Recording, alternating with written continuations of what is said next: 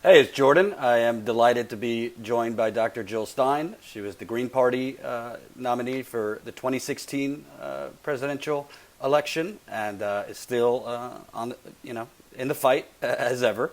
I thought of you as one of the first people I wanted to speak to because, unfortunately, other than Congresswoman Tulsi Gabbard, really haven't seen not just presidential candidates, but really politicians, particularly politicians that used to embrace Julian Assange and WikiLeaks when it was convenient for them, speak out. And I knew you would have a lot of to say about this, as well as why this is a violation not only of freedom of the press, but international law.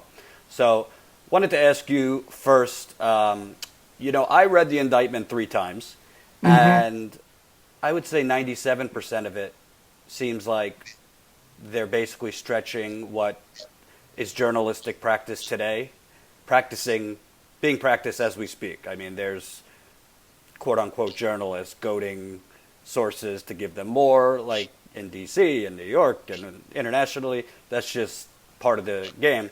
And really, the bulk of it, it seems to be just 3 words or 4 words that were said, saying, no luck yet, or something like that, where they're saying Julian Assange said to Chelsea Manning in reference to, I haven't had any success cracking a password. I thought it was very flimsy. I didn't see the full sentence that was said in.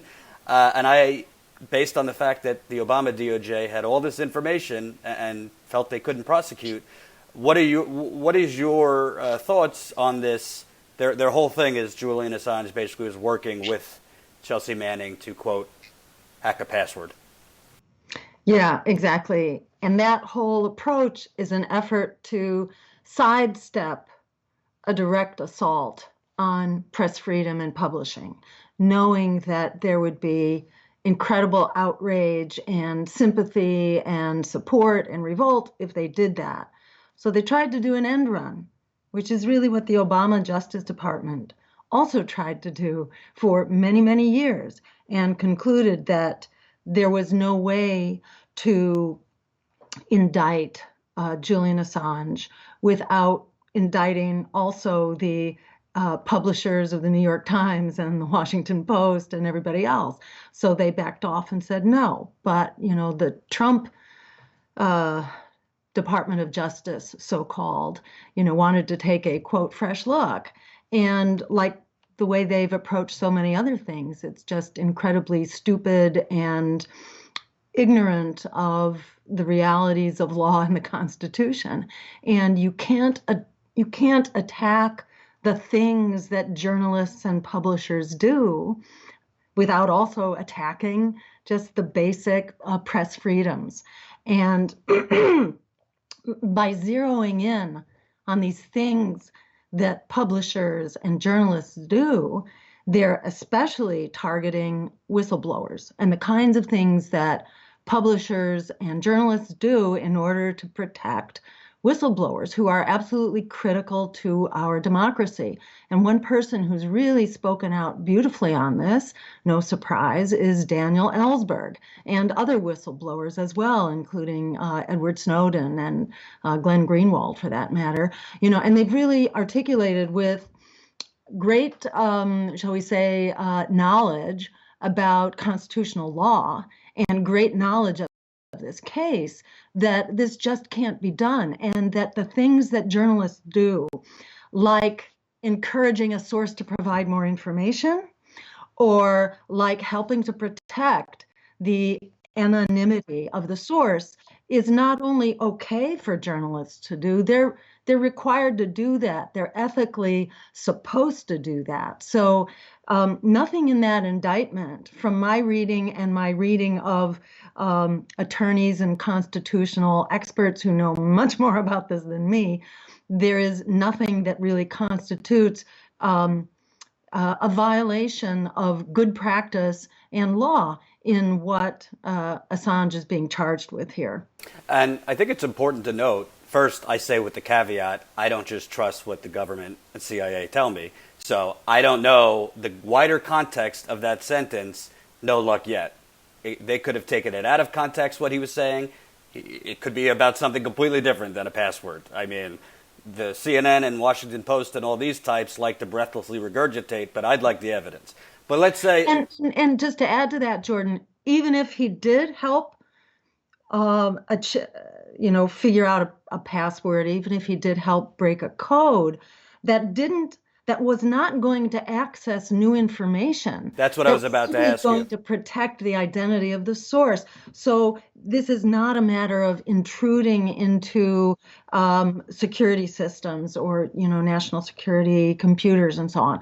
This was a matter of protecting the source, which is, that is best practice. And to indict and to drag a journalist on foreign soil who's not even a citizen of this country, to subject them to basically espionage laws for citizens of this country is an outrageous thing to do. And you mention how this violates international laws.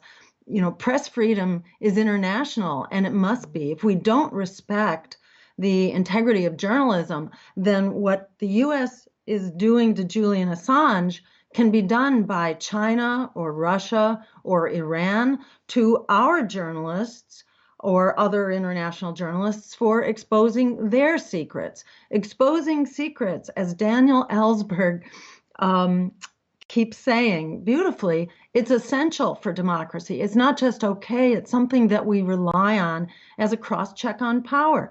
And what we see, unfortunately, are all these mainstream media moguls, and not all of them. There are more who are standing up now, who are beginning to get it, and that's been really encouraging to see. An editorial in the Guardian today, in the New York Times, an op-ed piece just yesterday. Some, surprising people who don't like Julian Assange at all. This is not a popularity contest. This is about protecting basic press freedoms, and it's not just for journalists. It's for us. The Vietnam War never would have been ended had Daniel Ellsberg not had the courage to leak the Pentagon Papers, and had Mike Gravel, who was a senator at the time, not had the courage to actually read the Pentagon Papers into the congressional record. They both did so, but especially Ellsberg, at incredible risk to their life, their safety, their well-being. Ellsberg, was being charged with essentially a life sentence in prison.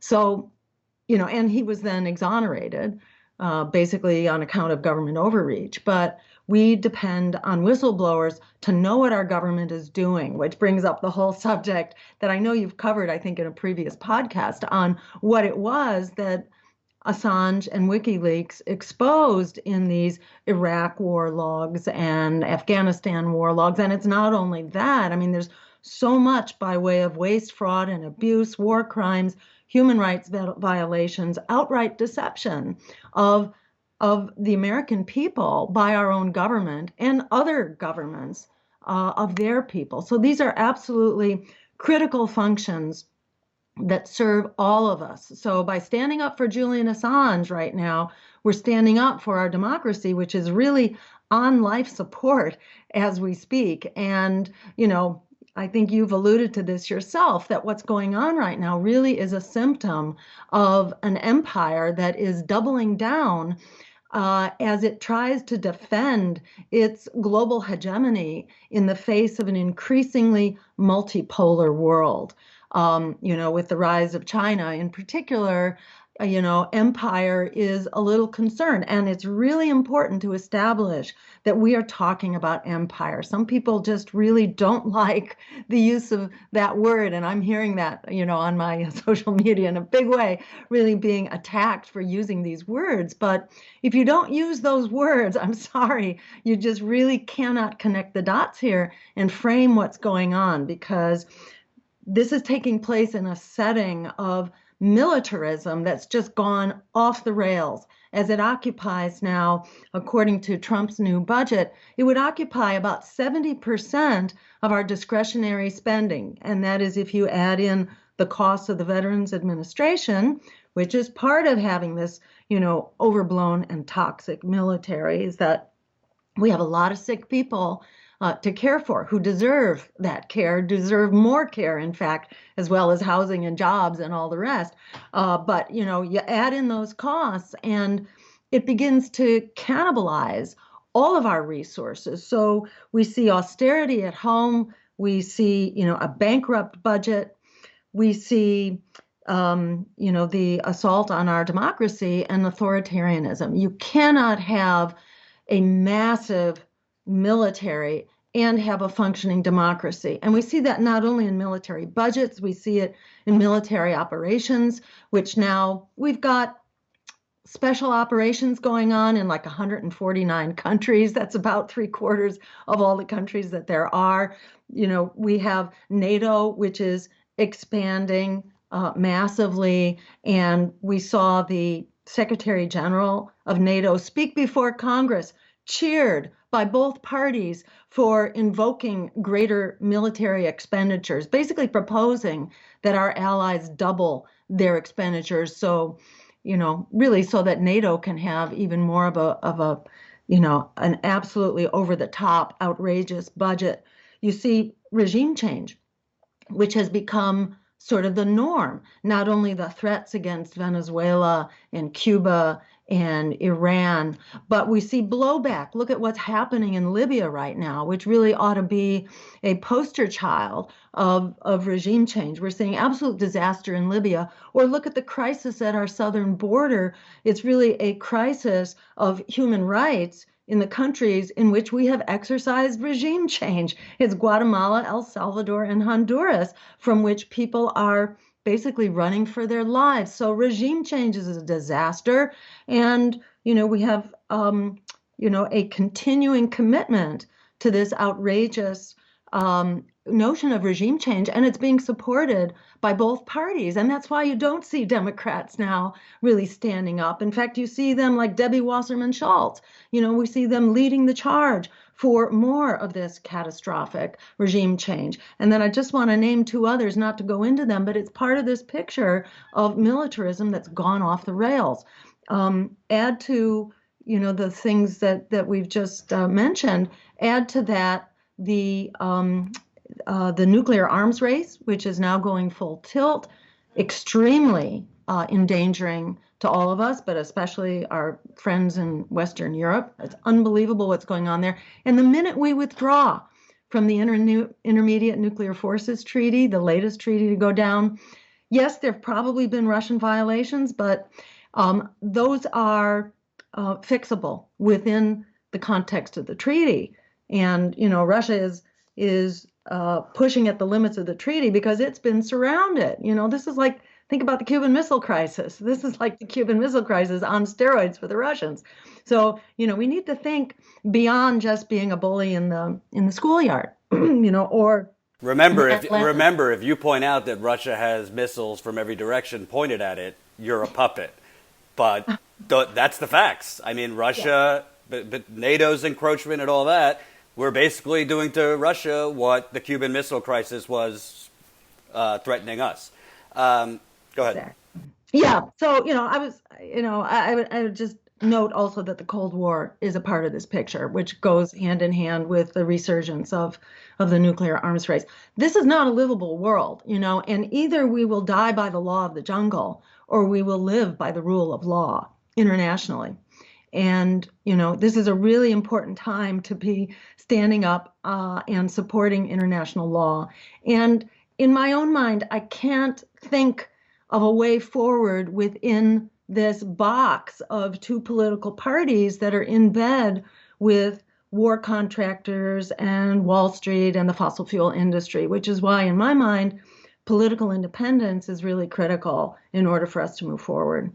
Ask you, and you could tell me if I'm totally crazy with this analogy, but the history of the United States, besides obviously genocide of Native Americans and kidnapping and land theft, was of running away and trying to get out from under a colonial imperialist Great Britain. But when I look at the United States now, what's the difference between the British basically, killing rebels that dissented, buying off the newspapers, like newspapers were basically PR for the British back in that day. Buying off spies, so rebels, would spy for the British. What is the difference between basically what we were trying to flee and now you have, essentially the CIA being the arbiter of what is and what is not journalism? That would be like Adolf Hitler being the arbiter of what is a nationalist German citizen, what's a good national or a true native German citizen and what is not. You could tell me if that's too much, but what is the difference between the CIA deciding what is journalism, what is not? You have a system now where essentially Google is deciding what is true and what is not through their algorithms, through rankings. They're suppressing not just independent media, but anti-war voices. All of this is connected to Julian Assange because I do not think Julian Assange would be targeted if he leaked, sex photos of Dick Durbin. Just an example, not that those exist. WikiLeaks is one of the major news sources that has shown the crimes of the CIA and the deep state. I'm not seeing much of a difference between what the history that I have read of us fleeing the British and the conditions that are really mounting up, and now with this prosecution. Yeah, very much. And we have a mixed history, and part of our history entailed breaking the chains of a monarchy that was ruling us, but also breaking the chains of corporations, and the East India Tea Company that was also ruling us. So there was part of our history that was a quest for freedom and liberty at the same time that we were also enslaving people and conducting genocide. And I just want to say that maybe we're not quite ready to say that Nazis are the equivalent of our CIA. I don't think we're quite there, but certainly we are on a very dangerous and slippery slope. And there's no question that we are a nation with very severe and dangerous authoritarian institutions now. And it's going to be a real challenge to change that. That history has to serve us warning, and it should inspire us to embrace the better side of our historical selves, where our social movements and our everyday people, because I can't say my knowledge of the American Revolution is that great, but, there were certainly ordinary farmers who didn't have slaves, who were leading the charge to throw off the stranglehold of monarchy. And the major social movements of our era, from the abolition of slavery to the fight for women's right to vote, to the labor movement, have really been led by everyday ordinary people standing up and fighting a very oppressive system. So we've had that recurrently, but we've also found the means of standing up and struggling peacefully for our better selves. And that's where we are right now. I'm pretty, persuaded for quite some time, really since the Occupy movement, that we have enormous power. We have incredible latent power, and the political predators rely on snake oil and smoke and mirrors to hijack our movements, to intimidate them, and to silence them. And we're in a big moment of that right now. Russiagate, has certainly been used to renew McCarthyism between warmongering, censorship, and the suppression of political dissent. We're in a really dangerous moment, and both parties are bought into this. The Democrats are basically leading the charge. So it's a real struggle right now. And the question is whether the Democrats will be able to maintain a progressive momentum when it's really being smothered from inside the Democratic Party, whether you look at single payer and the movement for Medicare for All, which is now full of decoys, so-called decoys in order to sabotage the real solution. That's going to be a very tough fight. And that's usually what happens. The Democrats are very good at advocating for Medicare for All until they have power. Why hasn't it been passed in Massachusetts or in California, where there's always been a massive veto-proof majority in our legislatures, or all three branches of government have been Democratic, yet somehow we can't get there. And the states that are most Democratic are also most, have the biggest economic disparities. And yeah, they do some things right, but not a whole lot. Don't stop fracking in California, for example, or look at the Green New Deal. And I'm really glad that it's being discussed and that AOC has kind of taken it on. That's wonderful. But look at what's happening to it. It's basically on the shelf. Although it's great, people are talking about it, and it has really raised expectations.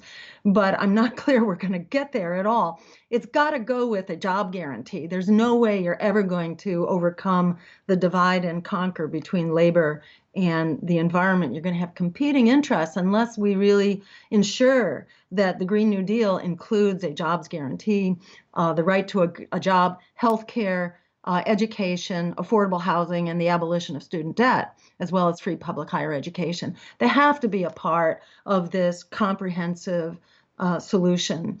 And, a party controlled more than ever by Wall Street, and also the war industry and the fossil fuel industry, they're not going to do it for us. So, I think it's really important, in a nutshell, to pass ranked choice voting, because at that point, it becomes impossible to carry out this campaign of silencing political resistance.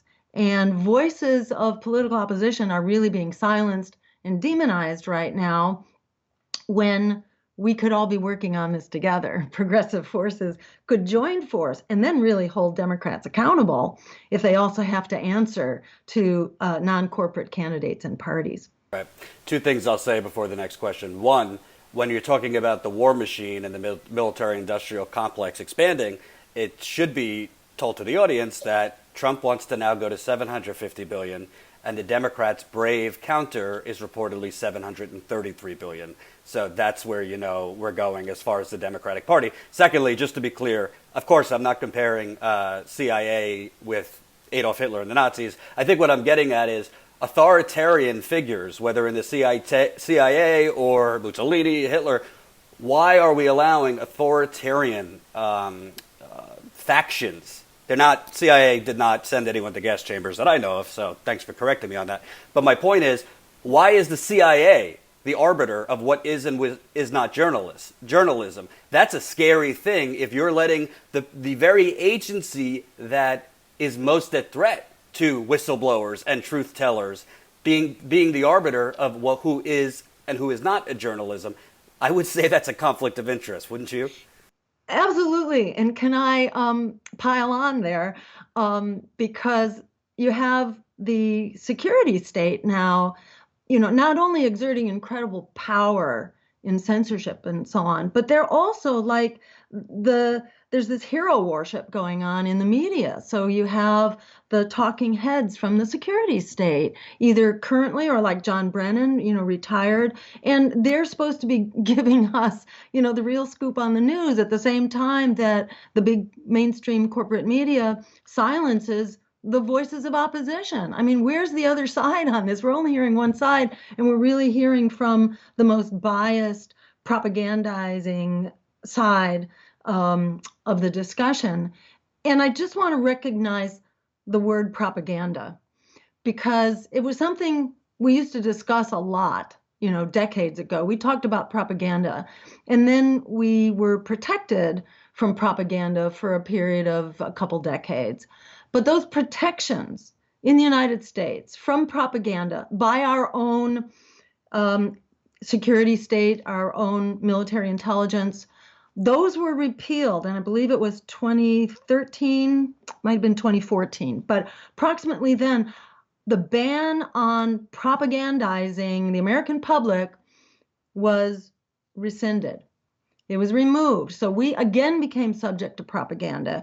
And so it's very hard for us to know what's real and what's not, and what is the hand of the security state. And I just want to invoke one example, and that is, in the course of Russiagate, the social media prowess of Russia, so-called, was demonstrated by a report by a cyber security private corporation called New Knowledge. And New Knowledge wrote a report, which is actually submitted to one of the intelligence committees in Congress. And the New Knowledge report was alleging, all this stuff that Russia did, and oh, how powerful they were. They never demonstrate the power. They just show all these ridiculous memes, like, oh, here's, click if you like Jesus, and that was supposed to be how Russia, won over African Americans, for example, which is an incredibly insulting proposition. But then, lo and behold, and of course, this was also smearing me as someone who supposedly benefited from this prowess of Russian social media, which is never demonstrated. They never show one mind being changed. Not to interrupt, but the Washington Post now has a new propaganda piece about Russia, how they targeted Bernie Sanders supporters too, suggesting it was just the Russian trolls that swung Bernie Sanders supporters. Go on.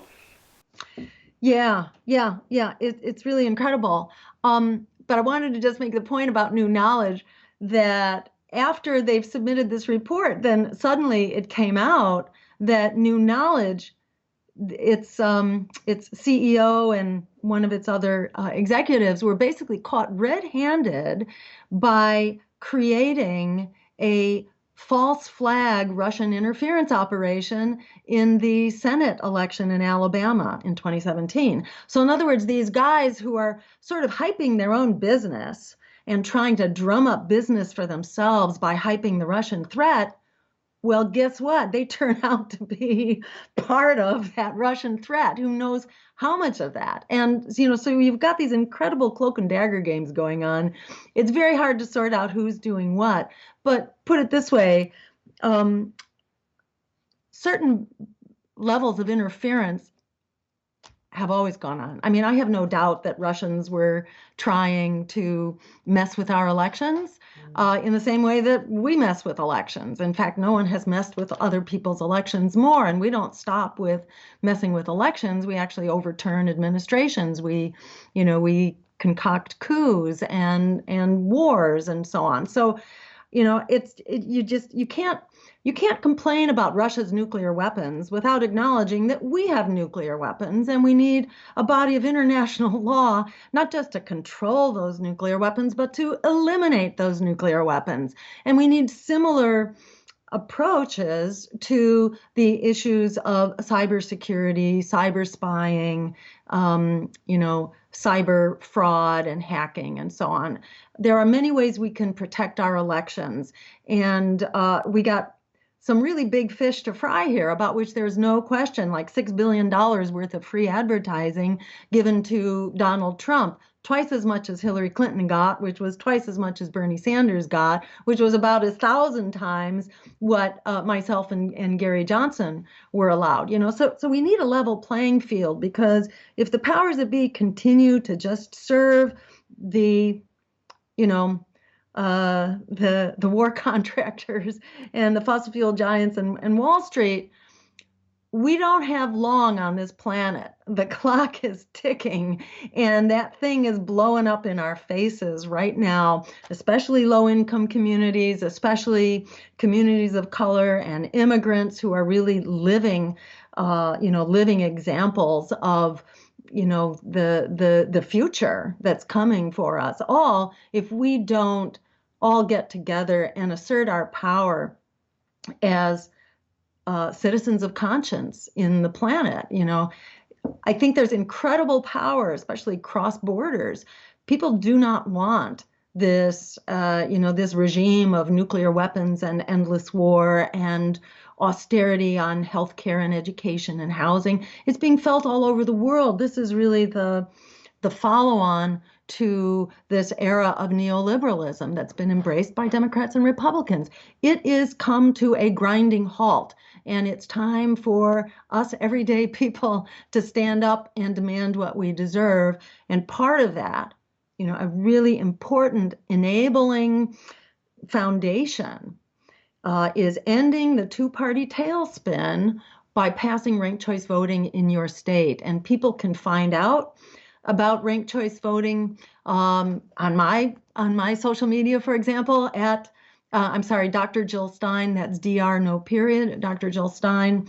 And there are several sites that are all over our social media that are promoting this. We have a referendum going on right now in Massachusetts in 2020.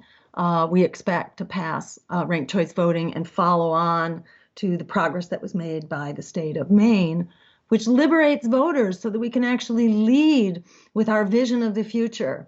You don't have to walk into the polling booth. Excuse me.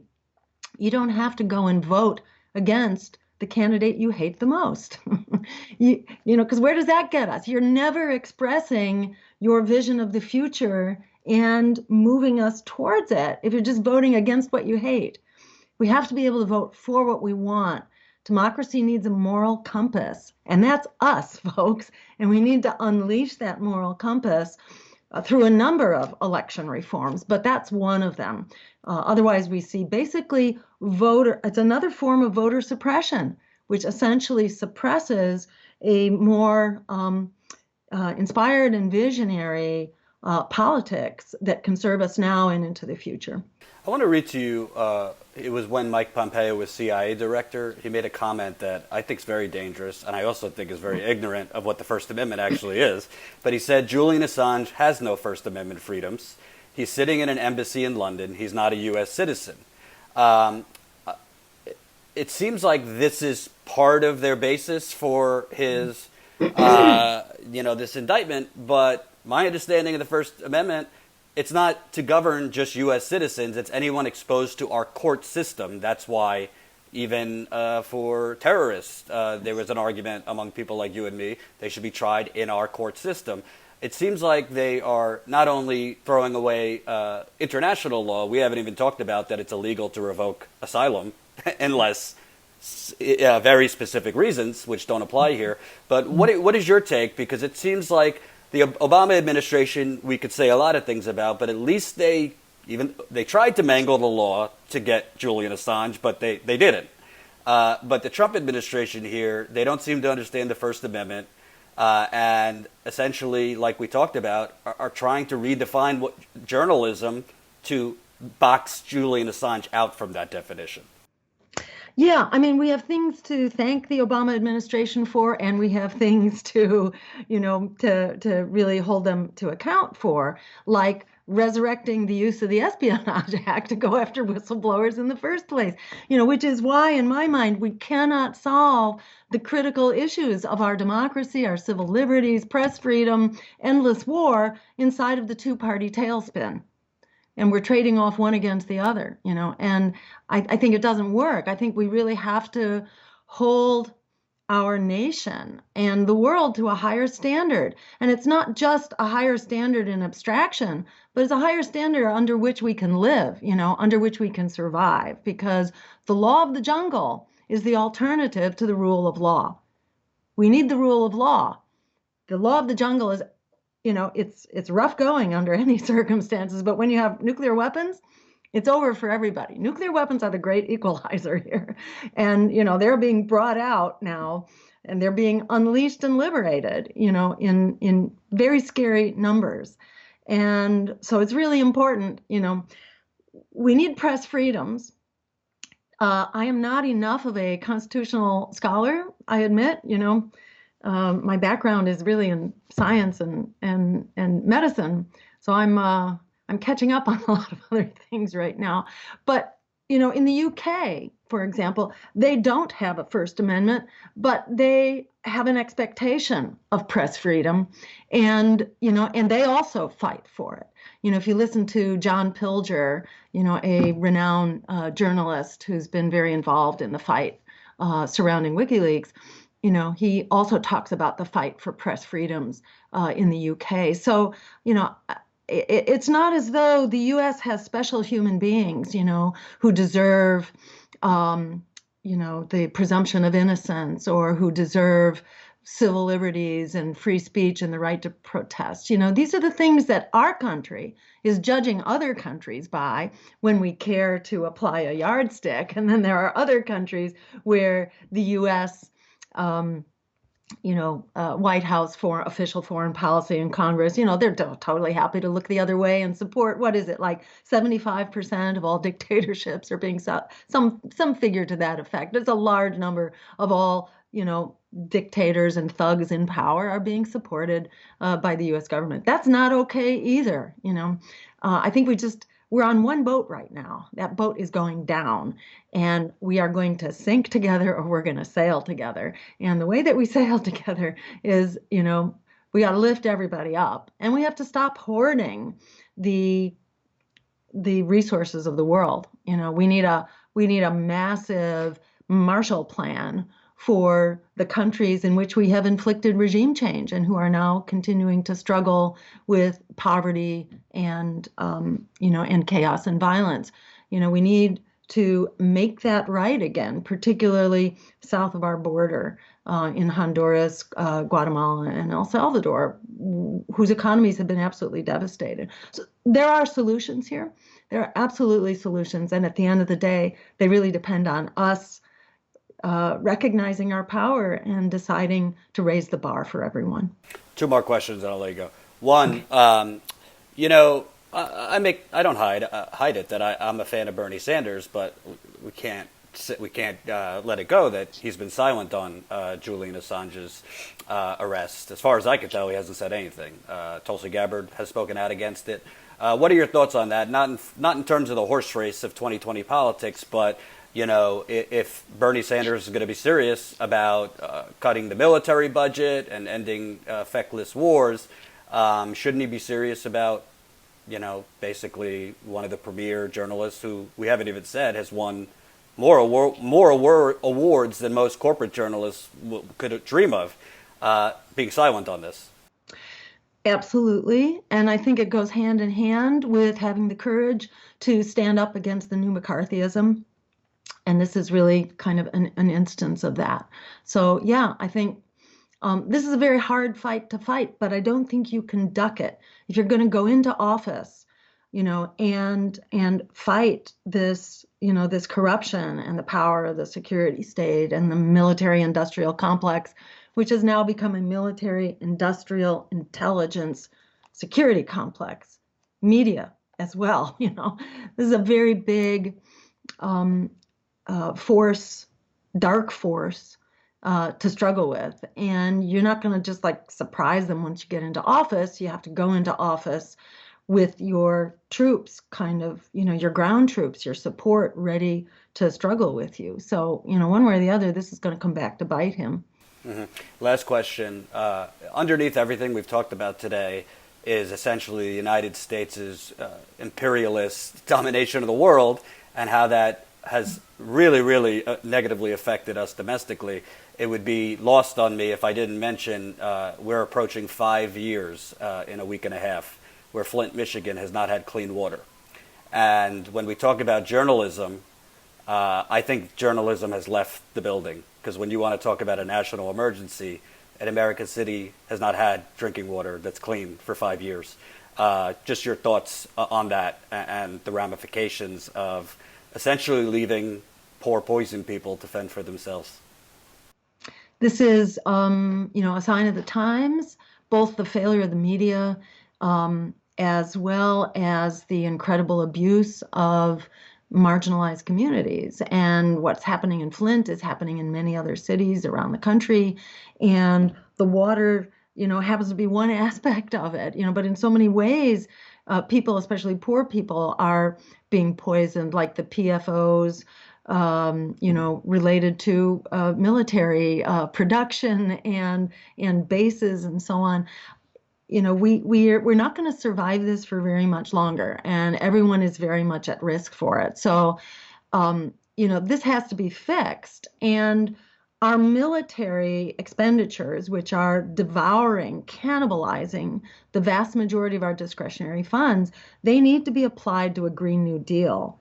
And as part of the Green New Deal, we rebuild our infrastructure to make it healthy and sustainable and fossil fuel free and free of toxic substances, which are generally derived from fossil fuels as well. So it's not rocket science how to replace pipes or rebuild bridges or build high-speed rail and wind towers and geothermal heating. This is a massive undertaking. This is like the New Deal, but it's green. And because Flint is really a poster child, not of the past, but of the future. It's what the future looks like for all of us in the absence of getting it together. And let's just do the right thing. And that means let's make wars for oil obsolete. Let's demilitarize our economy and our foreign policy and put that money. This is all the money we need, but in fact, there will be even more resources available because fossil fuels and its impacts are an incredible health burden. It's estimated that somewhere around 75% of our health expenditures, and we spend over $3 trillion a year between public and private sources. I mean, this is an enormous drain on our well-being as well as our health and our economic well-being. That money is largely going to deal with chronic diseases that could be prevented by ending pollution and creating a healthy food system and integrating active transportation, walking and biking into a public transit system. So it's not rocket science how to fix this. The only thing, the missing link really is a public movement, a social movement, and throwing off these chains of fear and self-doubt and intimidation that are being inflicted on us. We own that future. That future is being assassinated in front of our very eyes right now.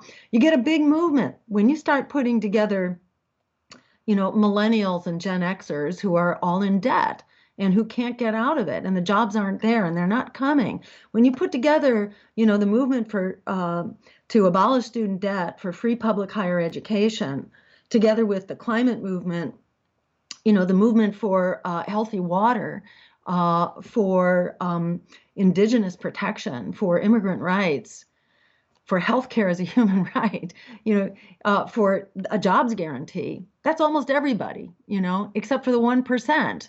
And if we had a coordinated strike, for example, if everybody was out there striking on the same day for a convergent solution that is a Green New Deal that would ensure healthcare, education, housing, the end of student debt, and the right to a job in a fossil fuel free future, that's a lot of people coming out. That would bring the wheels of destruction to a grinding halt very quickly. And we could fund that new way forward by demilitarizing, which is what we have to do anyhow if we're going to get out of here alive. So there's a win-win. The missing ingredient is you and me, and it's all about us standing up together and not taking no for an answer. And I would definitely encourage viewers, I have done so after our last interview, to look more into ranked choice voting, which I truly believe would democratize voting in this country. It makes too much sense, and that's why the powers that be do not want it. Thank you very much, Dr. Stein, and we'll talk soon. Great talking with you, Jordan.